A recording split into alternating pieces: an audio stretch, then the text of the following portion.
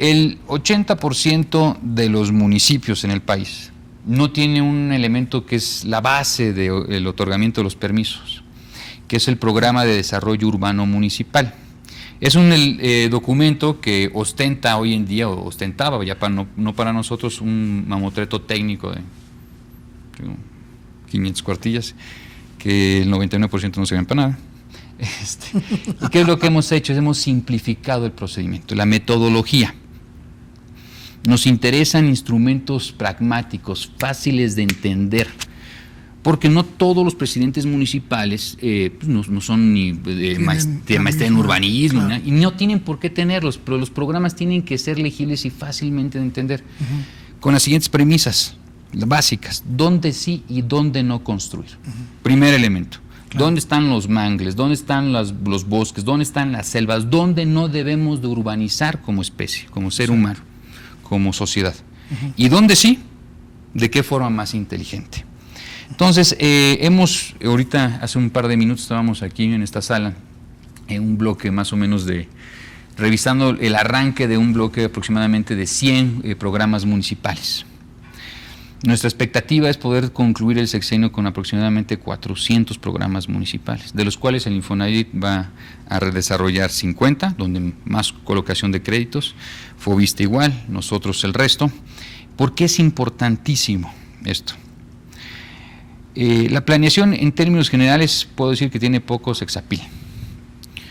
Pero cuando tú tienes instrumentos que dictaminan los usos de suelo, los tienes bien estructurados, tienes la oportunidad y tienes, digamos, bases legales, eso quiere decir que los instrumentos están inscritos en el registro público de la propiedad, fíjate. Los instrumentos están inscritos en el registro público. Eso quiere decir que cualquier notario, si da un permiso o una compraventa donde está la selva, se abstiene de las consecuencias. Claro. Cosa que no se suelen inscribir. Claro. Entonces los estamos haciendo mucho más simples. Prácticamente nos están costando $1,000,000 de pesos, cuando antes costaban como 7. ¿Por qué? Porque los hemos simplificado. Claro. ¿No? Muy fáciles de poder hacer, muy pragmáticos, muy eficientes. Entonces es muy importante, porque en materia de urbanismo, con excepción de si eres China, pero eso es otro tema, ¿no? Del proceso de urbanización de un país asiático donde hay ciudades que se conforman en 8 años.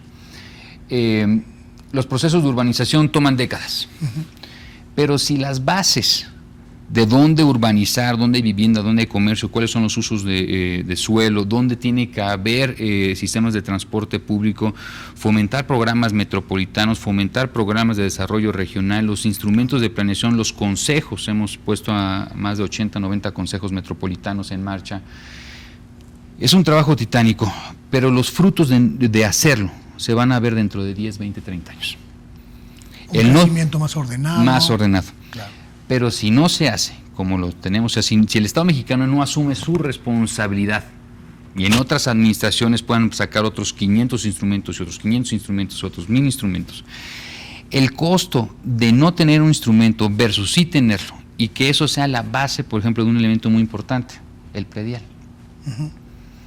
Muchos municipios carecen de capacidad de ingresos, pero si tú tienes actualizado tu instrumento de planeación, tu catastro, los combinas bien, haces una planeación adecuada, pues vas a tener mejores mecanismos de planeación y de recaudación fiscal. Claro. Son billones de pesos que se podrían obtener de mejor forma si los instrumentos de planeación están actualizados, y los mecanismos de recaudación de impuestos locales y transparencia en el uso, agua, luz, drenaje, pavimentación, seguridad pública. Cuando hablamos de esta regulación, de poner en orden esta serie de circunstancias territoriales y urbanas, pues también tenemos que entender que mucho de ese desorden previo tenía que ver con la corrupción, sí, y con las resistencias a que la regulación del Estado interviniera en el negocio particular. Pienso, por ejemplo, en lo que comenta de las viviendas abandonadas. Muchas de estas viviendas abandonadas, en buena medida, fueron un negocio que en algún momento benefició a algún particular con conexiones dentro de las dependencias públicas. ¿Cómo se lucha o cómo se luchó contra estas resistencias, secretario? Sí hay resistencias. Voy a agarrar un caso, por ejemplo, estamos trabajando mucho en el Tren Maya y hemos desarrollado el proyecto de desarrollo regional, que es poner en coordinación a 5 estados de la República, sí. Y todos los municipios donde pasa el tren estamos actualizando sus programas de desarrollo municipal. Eso quiere decir que todos los grandes proyectos regionales, el tren, el aeropuerto, el transísmico, la frontera norte, todos los municipios están actualizados. ¿Y todos van acompañados de un proyecto urbano integral? Sí, digamos, el programa regional con la actualización de los programas municipales y la inscripción de los programas municipales en los registros públicos de la propiedad. Entonces, sí, obviamente, digamos, a ver, voy a echar para atrás un poquito. Creo que también hace falta en el país una cultura sobre algo que se ha venido en boga en los últimos años, que le han denominado el derecho a la ciudad.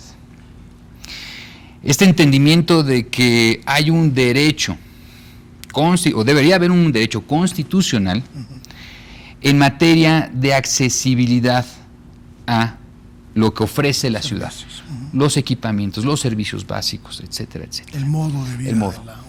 Y una noción de hacia dónde queremos ir cada quien en la ciudad donde vive. Entonces, por ejemplo, ¿no? Yo voy a agarrar el caso colombiano, ¿no? Una vez yo estuve hace no muchos años y me acuerdo que cuando uno tomé un taxi, ¿no? En Medellín, y había una discusión del taxista sobre cómo era la visión de ciudad, de dónde sí está la vivienda, dónde no está la vivienda. Entonces, algo me llamó la atención. El entendimiento, o sea, ya hay una cultura cívica en tema de la planeación, en el tema de lo que la ciudad tiene que ofrecer por obligación, los derechos.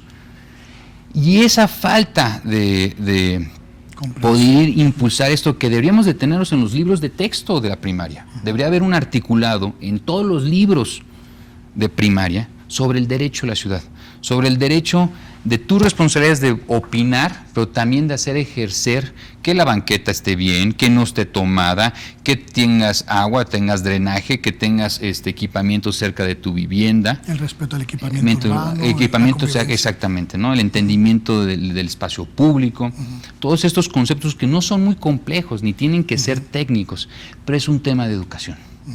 Y en parte en ello hemos caído en el hecho de que, por ejemplo, te pregunto a ti, y no pasa nada, ¿tú has leído el programa de desarrollo urbano de la alcaldía donde vives? Por supuesto que no. Bueno, pues deberías. Me gobierna Sandra Cuevas, secretario, sí. Está bien, pero deberíamos, fuera o sea, sí tanto es un derecho como una obligación. Absolutamente. Ojalá saliendo de aquí lo descargues. De inmediato. Y entonces, pero es interesante, no tienes que ser urbanista, pero tienes que dar a entenderse, a ver, este documento que da los usos de suelo está basado en un análisis técnico. Claro. 200 cuartillas, no pasa, 2 meses. Pero vas a salir de ahí y a lo mejor preguntas a unos compañeros que son urbanistas, oye, esto está bien fundamentado. O sea, ¿por qué están permitiendo enfrente tener un Walmart? Claro. ¿Por qué una gasolinera? ¿Por qué un departamento? Bueno, todo eso tiene. Y esos documentos tienen muchas carencias de estudios. Y lamentablemente, cuando yo pregunto así en términos generales, ¿quién? Nadie, ¿no? Nadie. Ha de ser como menos del 1%. Claro. Pero hasta que no nos metamos, debatamos estos temas, los enfrentemos, o sea, esa información tiene que ser pública. Claro. Yo siempre comento a cualquier entrevista o con alumnos de alguna universidad, descarguen el programa de desarrollo urbano de la alcaldía o el municipio donde vivan, aunque sea de los años 70. Eso da certezas, ¿no? No, discútanlo, critíquenlo. Claro. Ahí vayan con sus autoridades, oiga, presidente municipal de la alcaldía o de la última actualización que tenemos aquí es de los años 80. ¿Cuándo usted va a actualizar el programa? Porque hemos venido urbanizando sobre zona de bosques. Son documentos donde la sociedad civil tendría que expresar y ponerse de acuerdo de cómo urbanizar, cómo vivir el entorno.